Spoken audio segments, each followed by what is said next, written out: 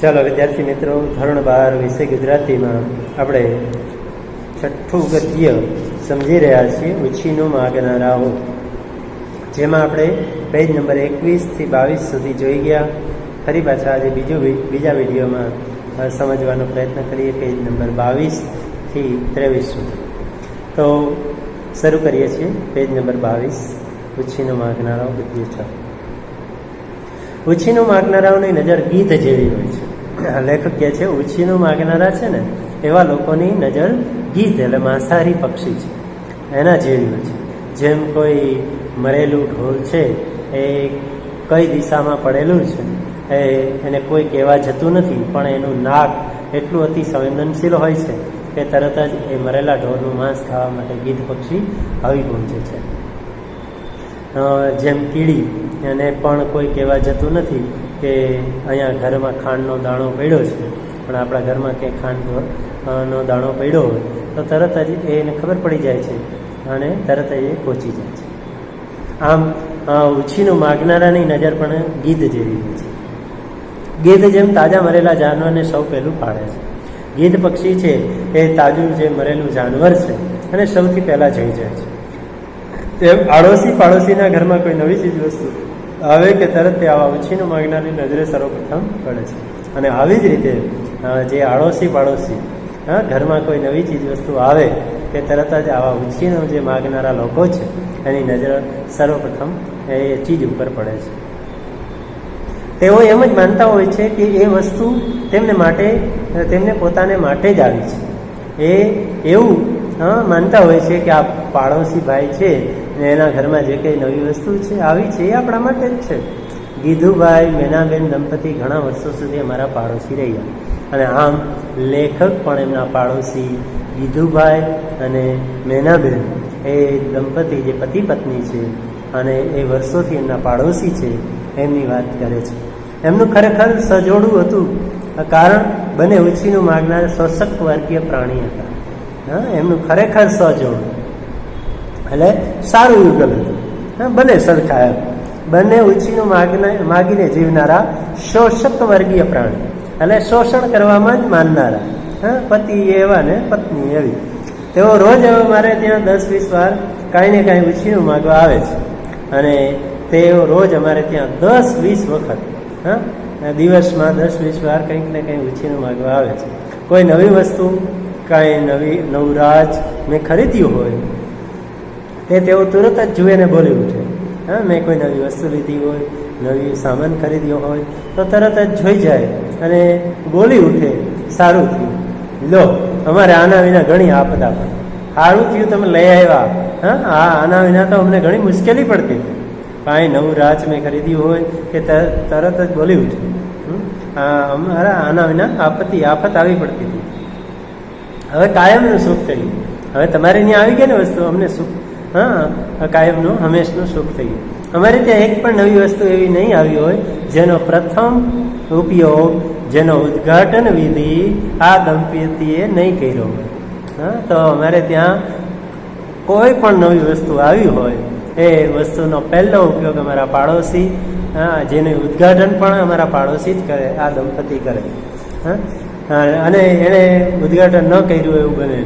આજ અમારી પાસે અમારી જરૂરિયાત કરતાં બમણા દાળ, દાણા, મરી, મસાલા, સાધન સામગ્રી ને રાજ રચેલું છે. તે અમારા પાડોશ દંપતીને આભારી છે, અને લેખક એટલે જ એ પાડોશ દંપતીનો આભાર માને છે. શું કામ? કારણ કે એ માગવા આવે એટલે લેખકને જે કંઈ વસ્તુ લેવી હોય એને બમણી લેવા. બમણા દાળ, દાણા, મરી, મસાલા, સાધન સામગ્રી, રાજ રચેલું ઘરનો સામાન 2 જોડીમાં લેવાનો. કારણ કે એક તો એ લઈ જ જવાના છે. એટલે લેખક એ લોકોનો આભાર માને છે કે સારું છે કે આવા માગનારા છે એટલે અમે 2 વસ્તુ લઈએ છીએ. તેઓ પાડોશમાં રહ્યા ત્યાં સુધી અમે તેમને માટે દરેક ચીજ વસ્તુ લાવી સાચવનારા ટ્રસ્ટીઓ જ રહ્યા, અને અમારા પાડોશમાં રહ્યા ત્યાં સુધી અમે તેમને માટે દરેક ચીજ વસ્તુ છે લાવીને સાચવનારા ટ્રસ્ટી વાલી જ રહ્યા. વાલી જેમ બધી વસ્તુ સાચવનારા હોય એમ જ અમે પણ એ સાચવનારા જ રહ્યા. તેઓ જે કાંઈ ઉછીનું લઈ જાય તે કાંઈ મળે તો પાછું આપી જાય જ નહીં. અને તેઓ જે કાંઈ ઉછીનું લઈ જાય તે કાંઈ મળે તો પાછું આપી જાય જ નહીં. હા, એ જે કંઈ લઈ ગયા હોય અને કંઈ એ પાછું આપવા આવે નહીં. તેથી કેટલીક વસ્તુ અમારે તેમની ગણતરી વધારે લાવવી પડે, અને એટલે જ અમે અમુક વસ્તુ છે એમની ગણતરી કરીને જ વધારે જ લઈ આવતા, કારણ કે આપણને ખબર છે કે લઈ જશે એટલે પાછી આપવા આવશે નહીં, અને આપણે જરૂર પડશે તો આપણે વધારે જ લઈ લઈએ. જો તેમ ન કરતા તો એવા કેટલાય પ્રસંગો આવતા જ્યારે અમારી વસ્તુ એ લોકો ઉછીના લઈ જતા અને ખરે ટાણે અમે તેના વિના ઠઠિયા રહેતા.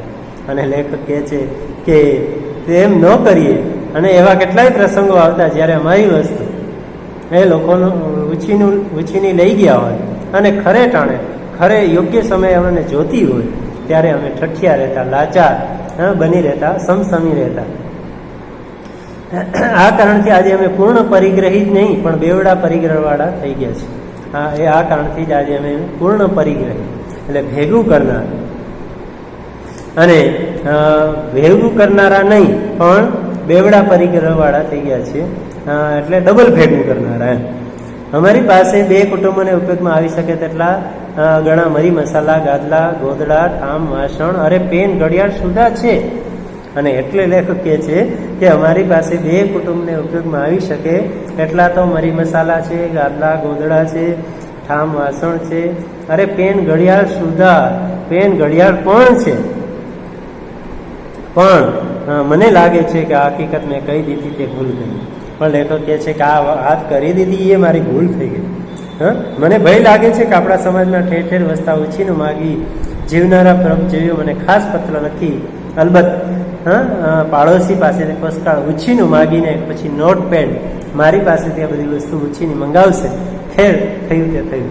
અને લેખક કહે છે મારાથી કહેવાયું એ પણ મારી ભૂલ જ કહેવાય, કારણ કે મને બીક લાગે છે, મને ભય લાગે છે કે આપણા સમાજમાં આવા ઠેર ઠેર ઉછીનું માગીને જીવનારા પરોપજીવો વસે છે, બીજાને આધારે જીવતા હોય એવા. અને એ પણ મને ખાસ પત્ર લખશે, અલબત્ત એટલે બેશક.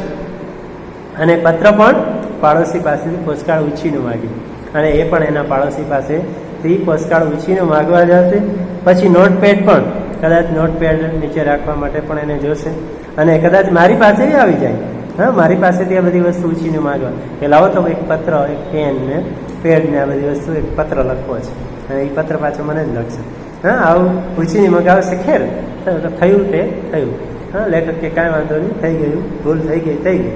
ઉછીનું માગનારાની એક ખાસિયત એ હોય છે કે તેઓ ઉછીની લીધેલી વસ્તુઓ બેપરવાહીથી વાપરે છે. ઉછીનું માગનારાની એક લાક્ષણિકતા, એની ખૂબી, એની ખાસિયત શું છે ખબર? કે ઉછીની લીધેલી વસ્તુ બેપરવાહીથી વાપરે, એને કોઈ જાતની ચિંતા હોય નહીં. અને કારણ કે તે તેમની હોતી નથી, કારણ કે એ એમની વસ્તુ હોતી નથી, એટલે એને કાંઈ ચિંતા હોય. અને પછી જ્યારે વસ્તુ ભાંગે તૂટે ને ત્યારે કાં તો તે વસ્તુનો દોષ કાઢે છે અથવા આપણો. અને જ્યારે એ વસ્તુ વાપરતા હોય ને કાંઈ ભાંગી તૂટી જાય તો ત્યારે પણ એનો વાંક નહીં, એ વસ્તુ તમે કેવી લાવ્યા તો તમે તમારો વાંક કાઢે અથવા તમારી વસ્તુનો વાંક કાઢે.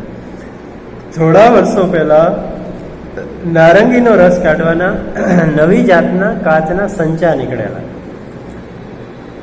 અમારા માટે આવો સંચો અને થોડી નારંગી હું લાવી. લેખક કહે છે થોડા વર્ષો પહેલા એક નારંગીનો રસ કાઢવા માટે નવી જાતના કાચના સંચા નીકળ્યા. અમારા માટે એક આવો સંચો અને થોડી નારંગી હું લાવી. ગીત દ્રષ્ટિ ગીધુભાઈ અને મિની દ્રષ્ટિ મેનાબેન તે દેખી ગયા. અને ગીધ જેવી જેની નજર છે એવા ગીધુભાઈ, અને બિલાડી જેવી જેની નજર છે એવા મિની દ્રષ્ટિ મેનાબેન તે જોઈ ગયા. તુરત જ તેમણે કહ્યું, ને આ શું રસ કાઢવાનો સંચો લાવ્યા? અને જોઈ ગયા, તરત જ બોલ્યા, હા લ્યો, સરસ, શું આ રસ કાઢવાનો સંચો લઈ આવ્યા? લાવો તો જરા જોઈએ તો ખરા કે કેવું કામ આપે છે. લાવો તો જરાક જોઈ તો લઈ કેવું કામ આપે છે, કેવું ચાલે છે. 2 નારંગી પણ ઉછીની આપજો, અને સાથે તમે જે નારંગી લાવ્યા છે એ પણ લાવજો, એટલે ટ્રાય કરી લે એમ. સંચો અને નારંગી પણ લઈ ગયા. સંચો અને નારંગી એ લઈ ગયા. થોડી વારે ગીધુભાઈ આવ્યા અને કહે, ભલા ભાઈ, આવો જાપાની માલ ન લેતા હો તો. ત્યાર પછી જોજો, થોડી વાર થઈ ગીધુભાઈ પાછા આવ્યા. ગીધુભાઈ આવીને કેવા લાગ્યા, ભલા ભાઈ આવો જાપાની માલ ન લેતા હો તો.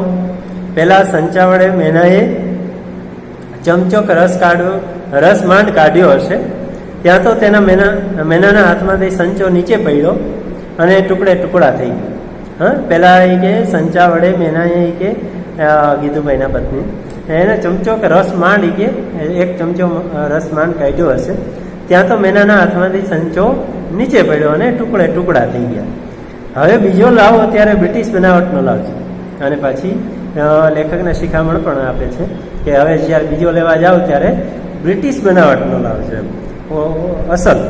જોઈએ તો મને સાથે લઈ જજો, અને કદાચ તમારી જરૂર પડે તો મને સાથે પણ લઈ જજો. હું પેલા આસમ કટલરી વાળાને ત્યાંથી સારો ને સસ્તો અપાવીશ, અને પેલા આસમભાઈ કટલેરી વાળા છે ત્યાંથી સારો અને સસ્તો સંચો અપાવીશ. મેં કહ્યું, ગીધુભાઈ સંચો તો અસલ બ્રિટિશ બનાવટનો હતો, પણ મેનાબેનનો હાથ જાપાનીઝ ખરો ને.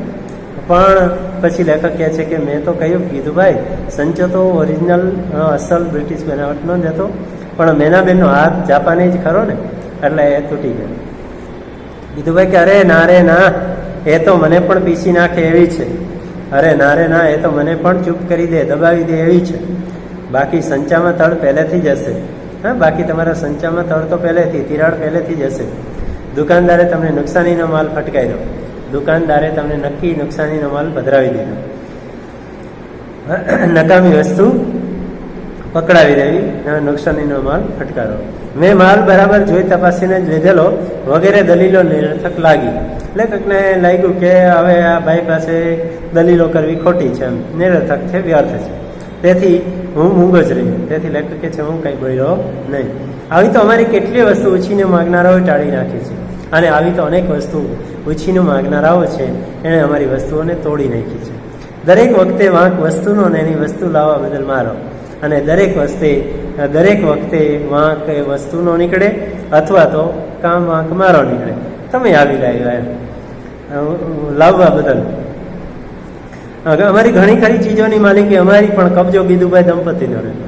અમારી ઘણી ખરી ચીજ વસ્તુ અમારી પોતાની માલિકીની, પણ કબજો ગીધુભાઈ દંપતી એના ઉપર. તેઓ જોઈતી વસ્તુ ઉછીની માગી જાય અને પાછી આપી જવાની વાત નહીં. હા, એ ઉછીની માગી જાય પણ પાછી આપવાની વાત ન. પરિણામે જરૂર પડે અમારે તે એમને ત્યાં માગવા જવું પડતું, અને લેખકે અમારે જરૂર પડે એમને ત્યાં માગવા જવું પડતું. પણ તેનો ઉપયોગ અમે પૂરો કર્યો ન કર્યો, ત્યાં તો એમની ફરી માંગણી આવી જોઈએ, અને હજી એ કદાચ અમે લઈને પાછો ઉપયોગ કરીએ ના કરીએ ને તો ફરી પાછા માગવા આવી જાય. હા, કારણ કે ઉછીન માગનારા મફત. હા, અમારું શાક સુધારવાનું ચપ્પુ આ રીતે મોટે ભાગે એમને ત્યાં જ રહેતું, અને અમારે ત્યાં શાક સુધારવાનું ચપ્પુ છે મોટે ભાગે એમને ત્યાં જ રહેતું. હવે ચપ્પુ જેવી ચીજની વારંવાર જરૂર પડે છે, અને આવી ચપ્પુ, હા, છરી ચપ્પુ જેવી ચીજની વારંવાર જરૂર પડવાની જ છે. એટલે ચપ્પુની અમારી વચ્ચે ઠીક માગામાગ રહેતી, અને એટલે ચપ્પુની આ છરીની માગામાગ વધારે એ લઈ જાય, અમે લઈ આવી. આખરે કંટાળીને અમને કંઈક તેમને શરમાવાના ઈરાદેથી એક વખત એક નવું ચપ્પુ ખરીદી લાવી મેં તેમને કહ્યું, અને આખરે કંટાળી ગયા અમે. હા, અને કંઈક ચાલો એમને શરમ લાગશે એવા વિચારના, એવા ઈરાદાથી, એવા આશયથી, એવા હેતુથી એક વખત કે હું એક નવું ચપ્પુ ખરીદી લાવ્યો, અને મેં તેમને કહ્યું, ગીધુભાઈ મેનાબેન લ્યો આ ચપ્પુ. લેખક એના માટે લઈ આવ્યા. હા, ગીધુભાઈ મેનાબેન લ્યો તમારા માટે ચપ્પુ. તમારે અમારી પાસે રોજ માંગવા આવવું પડે તે કરતાં મને થયું કે એક ચપ્પુ બીજું લાવી તમને આપી રાખો. હા, મને એવું થયું કે તમારે રોજ અમારી પાસે માગવા આવવું પડે, એના કરતાં ચાલો ને તમને એક ચપ્પુ જ લઈ દઉં. હા, એટલે તમારા માટે એક બીજું ચપ્પુ લાવી તમને આપી રાખો. હવે આ નવું તમે રાખજો અને પેલું અમે વાપરશ. હવે નવું તમે રાખો અને જૂનું અમે વાપરશું. તો આવા ઉછીનું માગનારાઓ હોય છે. ત્યાં સુધી રાખીએ, પેજ નંબર 23ની પહેલી લીટી સુધી. તો પછી આગળના વિડીયોમાં જોશું.